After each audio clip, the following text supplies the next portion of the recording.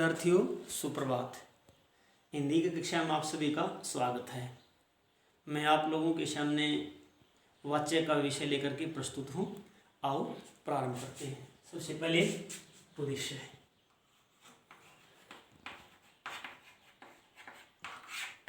क्या उद्देश्य है इसका? वाच्य की परिभाषा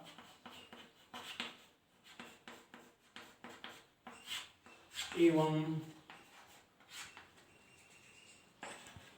इसके भेदों से अवगत होना।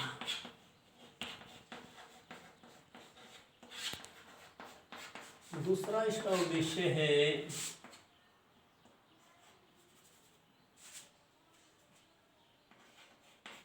वाच्य रूपांतरण के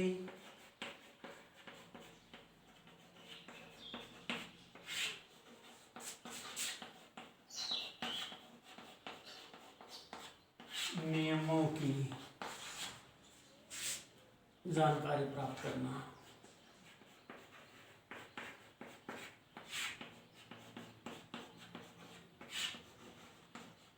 तीसरा उद्देश्य है बेटे इसका, छात्रों का शब्द भंडार विशाल होगा।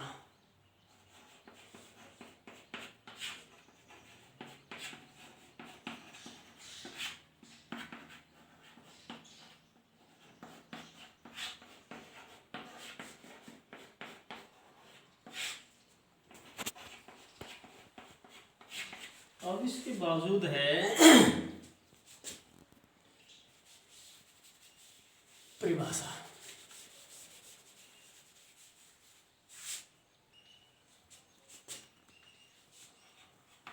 वाच्य की परिभाषा।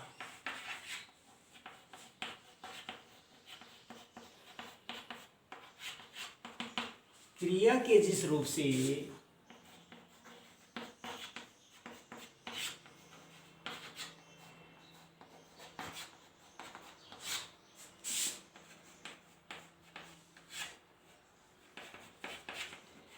यह पता चले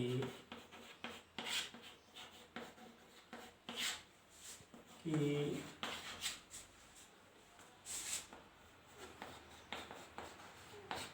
उसके विधान माने व्यापार,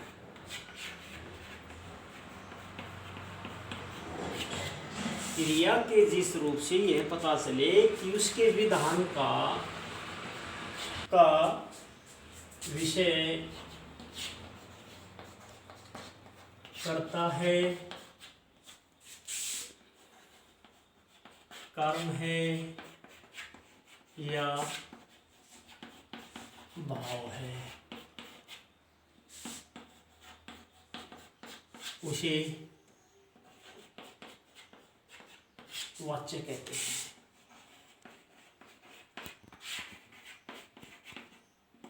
एक और भी परिभाषा है बेटे, ये मुझे आसान लगती है। किसी बात को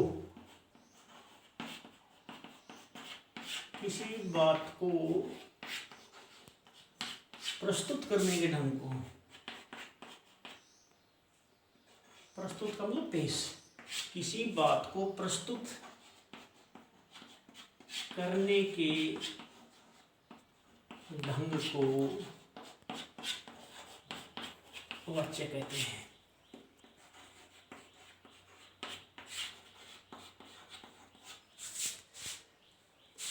जो वाच्य है बेटे, ये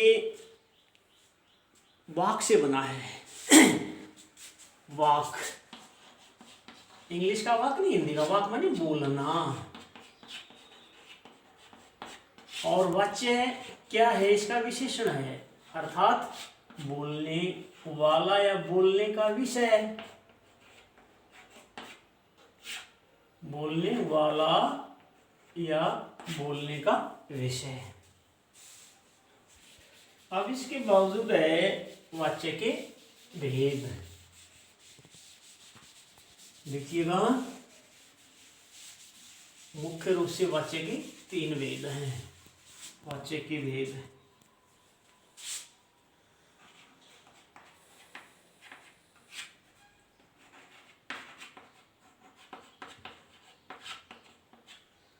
नंबर 1 कर्तृवाच्य है।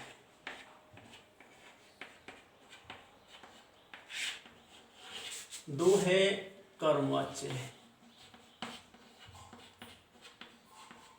तीसरा है बहुवाच्य। अब बारी बारी से इनकी परिभाषा देंगे। कर्तृवाच्य बिल्कुल आसान है। ऐसा वाक्य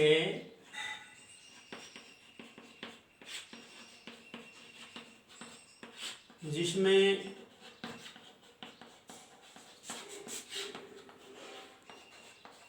कर्ता प्रधान हो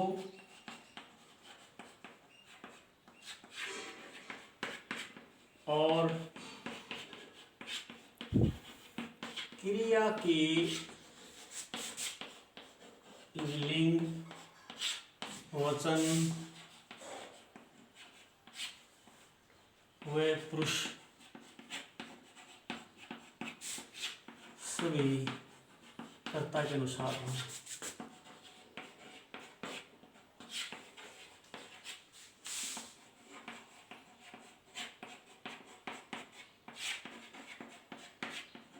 उसे कर्तृवाच्य कहते हैं।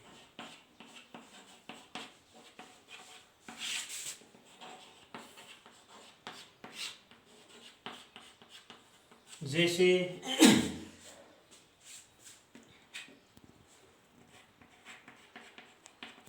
लड़कियां बाजार जा रही हैं।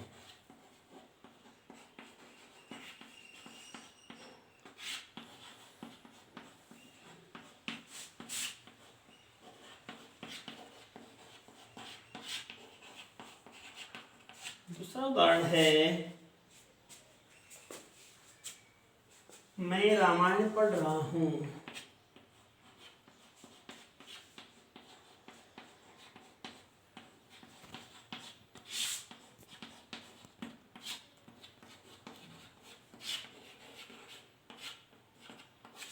इन दोनों वाक्यों में देखो बेटे, क्या लड़कियां बाजार जा रही है, इस वाक्य में कर्ता है लड़कियां। कहाँ जा रही है? बाजार। दूसरे वाक्य में कर्ता कौन है? मैं। तो यानी इन वाक्यों में जा रही हैं, पढ़ रहा हूं, ये दोनों क्रियाएं कर्ता के अनुसार हैं। इन क्रियाओं के लिंग वचन पुरुष किसके अनुसार हैं? जो यहाँ पर कर्ता हैं लड़कियां और मैं, इनके अनुसार है। उम्मीद है आपकी समझ में आ गया होगा। अब इसके बावजूद देखते हैं, कर्तृवाच्य के बाद आएगा अपना कर्मवाच्य। जैसा इनका नाम है वैसी ही परिभाषा है। कर्मवाच्य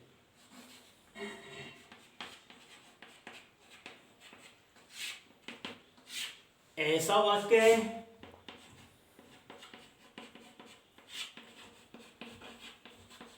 जिसमें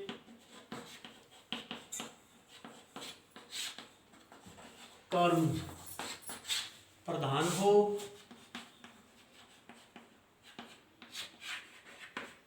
और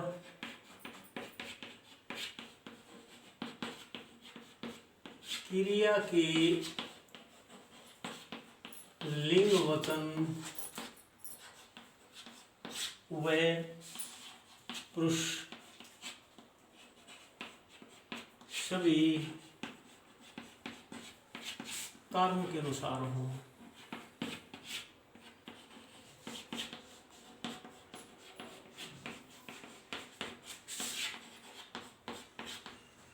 उसे कर्मवाच्य कहते हैं।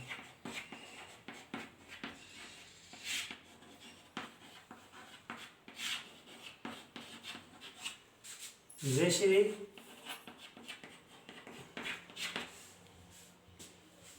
लड़कियों द्वारा बाजार जाया जा रहा है।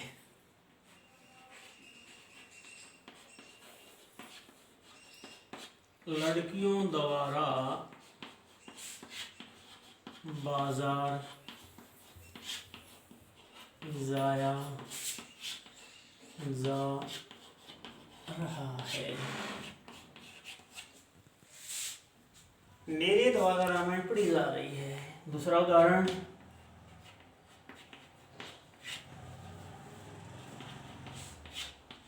मेरे द्वारा रामायण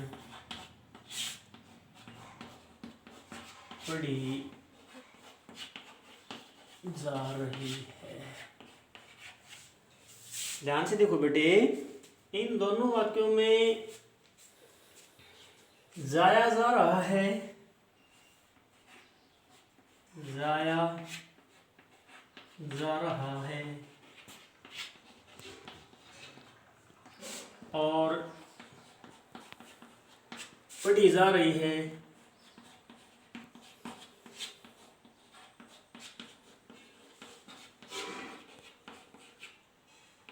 ये दोनों क्रियाएं जो बाजार कर्म है, दूसरे वाक्य में रामायण कर्म है, ये दोनों जो क्रियाएं हैं इन कर्मों के अनुसार आई हैं। यानी इन क्रियाओं का जो कर्म है, लिंग है, वचन है, वो किसके अनुसार है? जो बाजार और रामायण कर्म है इनके अनुसार इनके लिंग, वचन व पुरुष हैं। अच्छा, इसके बाद है बेटे भाववाच्य।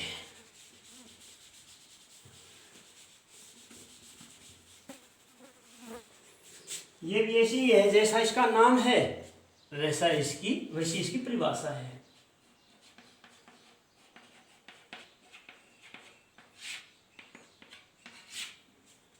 ऐसा वाक्य है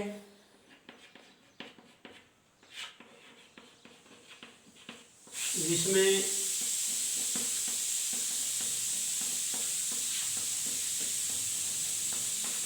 कोई भाव प्रदान हो,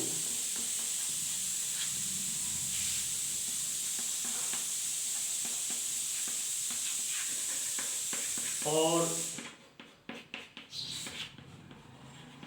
क्रिया के लिंग, वचन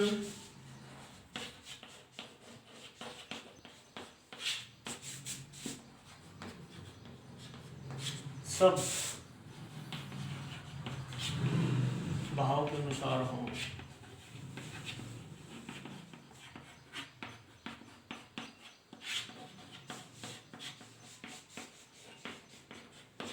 उसे भाववाच्य कहते हैं।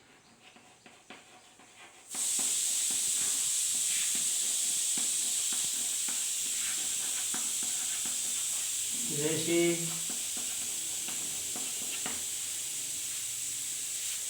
पक्षी से उड़ा जाता है,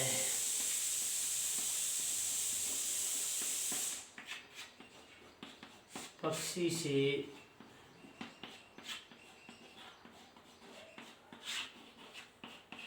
उड़ा जाता है। दूसरा उदाहरण है, बच्चे से खूब सोया गया, बच्चे से खूब सोया गया। अब इसके बावजूद है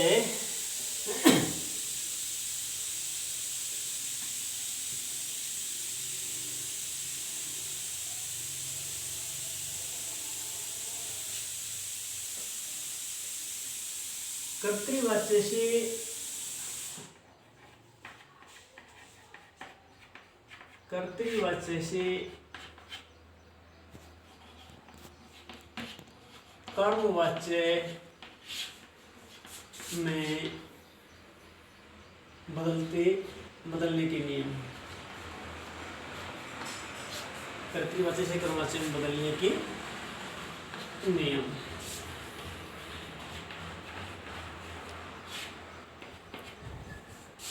जब हम किसी कर्तृवाच्य को कर्मवाच्य में बदलेंगे तो बेटे क्या करेंगे? हम सबसे पहले कर्ता के साथ द्वारा या के द्वारा जोड़ देंगे।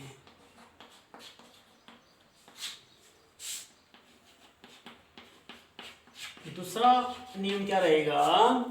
जब कर्तृवाच्य से हम कर्मवाच्य में बदलते हैं तो उसमें क्या होगा, तो कर्मवाच्य मतलब हमें क्रिया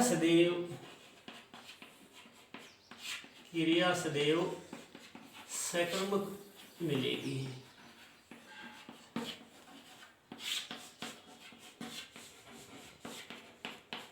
कहने का तात्पर्य है जब कर्तृवाच्य से कर्मवाच्य में बदलेंगे तो कर्ता के साथ द्वारा या के द्वारा जोड़ा जाएगा और उसमें क्रिया सकर्मक होगी। अब इसके बावजूद है कर्तृवाच्य से भाववाच्य कैसे बनाएंगे।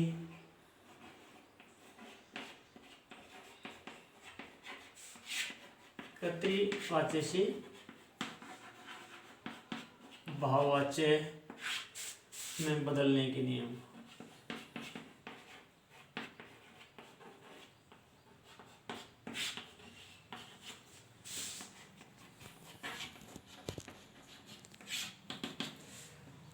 जब हम किसी कर्तृवाच्य को भाववाच्य में बदलेंगे तो क्या होगा, सबसे पहला नियम बेटे, कर्ता के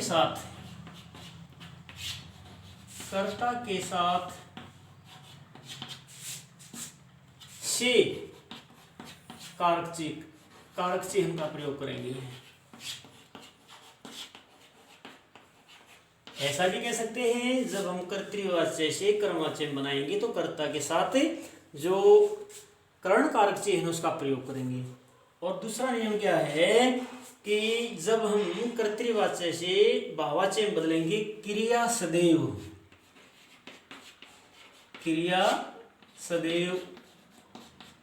अकर्मक होगी।